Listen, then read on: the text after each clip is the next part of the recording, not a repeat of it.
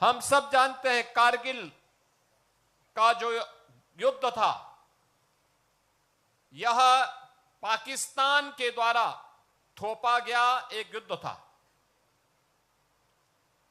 मई 1999 में कारगिल के पास उन पहाड़ियों पर घुसपैठ की सूचना स्थानीय जो चरवाहे थे उन्होंने भारतीय सेना को उपलब्ध करवाया। भारतीय सेना ने इसके लिए देश की तत्कालीन सरकार को अवगत कराया और उसके बाद चेतावनी के बाद भी जब उन लोगों ने हमला करना प्रारंभ किया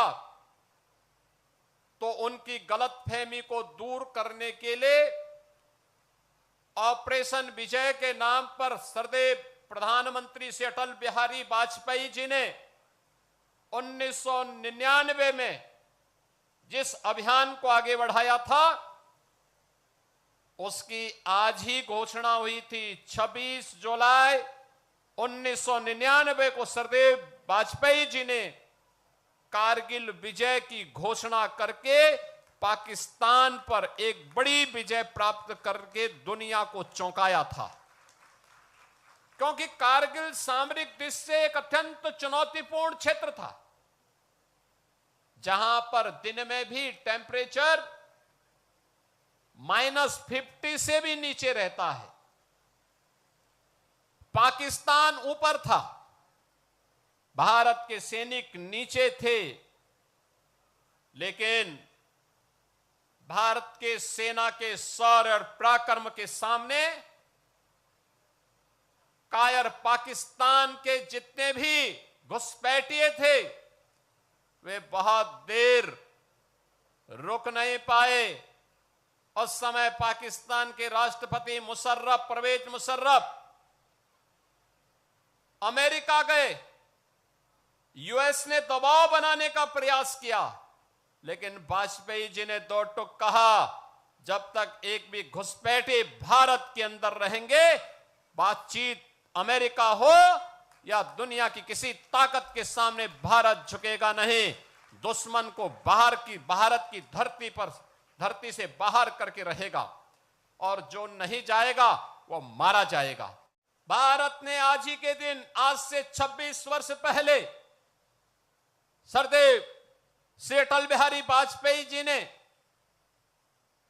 ऑपरेशन विजय के रूप में कारगिल विजय की घोषणा करते हुए इस दिवस को पूरे देश के अंदर इसी उत्साह और उमंग के साथ भारत माता के महान सपूतों को नमन करते हुए इस कार्यक्रम को आगे बढ़ाया। यह हमारे प्रदेश का सौभाग्य है कि देश के आन मान और शान के लिए लड़ते हुए जब भी आवश्यकता पड़ी तो भारत के जवानों ने कभी पीछे मुड़ करके नहीं देखा। कारगिल के इस युद्ध में भी 1999 में लखनऊ के कुछ जाबाज जवानों ने अपने आप को देश के एकता और अखंडता के लिए समर्पित भाव के साथ आगे बढ़ाया था और उसमें से जो हमारे भारत माता के महान सपूत बलिदान हुए उनमें captain Manoj Kumar Pandey, captain Aditya Mishra, lance Naik Kevalanand Dwivedi, rifleman Sunil Jung, major Ritesh Sharma, ये नाम ऐसे हैं जिन नामों का स्मरण केवल लखनऊ और प्रदेशवासी ही नहीं पूरा देश बड़े गौरव के साथ लेता है, बड़े गर्व के साथ लेता है। और आज ये हमारा सौभाग्य है कारगिल विजय दिवस के अवसर पर इन भारत माता के महान सपूतों के परिवारजनों को हमें सम्मान देने का अवसर प्राप्त हुआ है। बहुत सारे ऐसे लोग होंगे, सैनिक होंगे जो 1971 और 1965 की लड़ाई लड़े होंगे। बहुत सारे हमारे आसपास ऐसे जवान होंगे जिन्होंने इन सभी युद्धों में जिनका बलिदान हुआ होगा, उनकी स्मृतियां आज भी हमारे सामने हैं। और इसीलिए सरकार ने भी तय किया है कि हर जनपद में भी वीर सैनिकों के इसी प्रकार के युद्ध के स्मारक और उनके बलिदान के स्मारक बनने चाहिए, जिससे वर्तमान पीढ़ी एक नई प्रेरणा प्राप्त कर सके। ये सामूहिक रूप से कार्यक्रम आयोजित होने चाहिए, जैसे कार्यक्रम आज लखनऊ में आयोजित हो रहा है। एक और सरकार के स्तर पर प्रयास, उन्हें अधिक से अधिक सैनिकों के प्रति सम्मान का भाव व्यक्त करते हुए हमारी सरकार ने तय किया है कि अग्निवीर के रूप में जो जवान देश की सेनाओं में अपना योगदान दे रहे हैं, जब वह जवान रिटायर होकर के आएगा, उत्तर प्रदेश पुलिस बल में हम ऐसे जवानों को 20% आरक्षण की व्यवस्था कर रहे हैं। उन सभी जवानों के लिए 20% आरक्षण उत्तर प्रदेश पुलिस बल में हम लोगों के द्वारा उपलब्ध करवाने की कार्रवाई को भी आगे बढ़ाया गया है।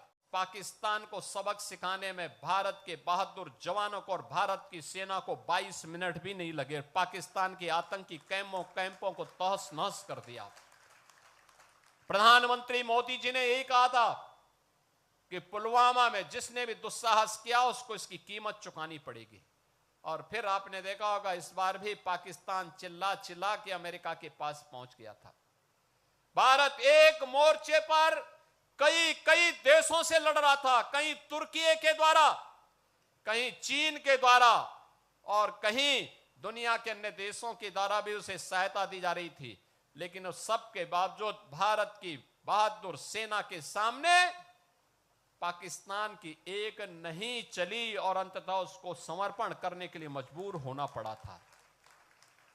ये बहादुर सैनिकों के नाते, और इसलिए यूनिफॉर्म के प्रति सम्मान का भाव हर भारत का दायित्व बनता है, हर भारतवासी का दायित्व बनता है। एक तरफ यह सम्मान का भाव, दूसरी तरफ अगर हमें विकसित भारत के सपने को साकार करना है तो उन षड्यंत्रों से हमें हमेशा सावधान होना होगा, जो षड्यंत्र हमें बांटने का काम कर रहे हैं, जाति के नाम पर, क्षेत्र के नाम पर, भाषा के नाम पर। याद रखना, बल बुद्धि और विद्या में भारत कभी इतिहास के किसी भी कालखंड में कभी कमजोर नहीं रहा, कभी कमजोर नहीं रहा। किसी बात की कोई कमी भारत के अंदर कभी नहीं थी।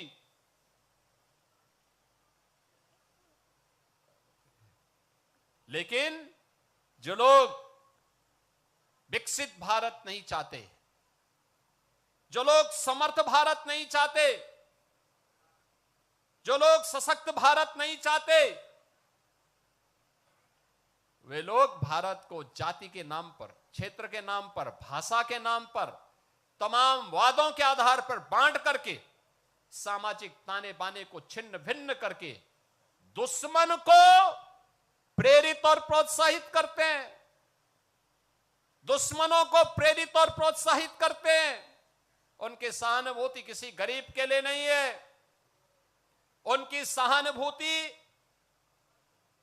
देश के लिए नहीं है, उनकी सहानुभूति उन लोगों के प्रति होती है जो घुसपैठिए के रूप में भारत के नागरिकों के हक पर डकैती डालने का काम कर रहे हैं। ये दृश्य आज देख रहे होंगे, ये दृश्य आज भी आप देख रहे होंगे। भारत के नागरिक को मताधिकार, संविधान प्रदत्त यह अधिकार प्राप्त हो, यह उनकी चिंता नहीं, लेकिन एक घुसपैठिए को प्राप्त हो, यह उनकी चिंता है। और ये वही लोग हैं जब सत्ता में आते हैं परिवारवाद चलाते हैं और जातिवाद का सहारा लेकर के सामाजिक ताने बाने को छिन्न भिन्न करने का काम भी करते हैं। याद रखना, इतिहास के किसी भी कालखंड में जब भी हम इस प्रकार की प्रवृत्ति के तत्वों के चंगुल में फंसे, भारत को इसकी बड़ी कीमत चुकानी पड़ी है, बड़ी कीमत चुकानी पड़ी है। क्यों विदेशी हमलावर भारत पर हावी होते गए? ऐसा नहीं कि हमारे पास योद्धाओं की कमी रही हो, हमारे पास बल या बुद्धि या वैभव की कमी किसी स्तर पर रही हो। भारत गुलाम हुआ इसलिए क्योंकि एक ऐसी उस समय कुछ ऐसी ताकतें थी जो बांट रही थी, जैसे आज कुछ राजनीतिक दल फिर बांटने का काम कर रहे हैं। ये विभाजन हमारी कमजोरी का कारण था। इस विभाजन से फिर से बचने की आवश्यकता है। एक भारत श्रेष्ठ भारत के रूप में हमें एक समर्थ और सशक्त भारत के लिए, एक आत्मनिर्भर और विकसित भारत की संकल्पना को साकार करने के लिए आगे बढ़ना होगा, एकजुट होना होगा।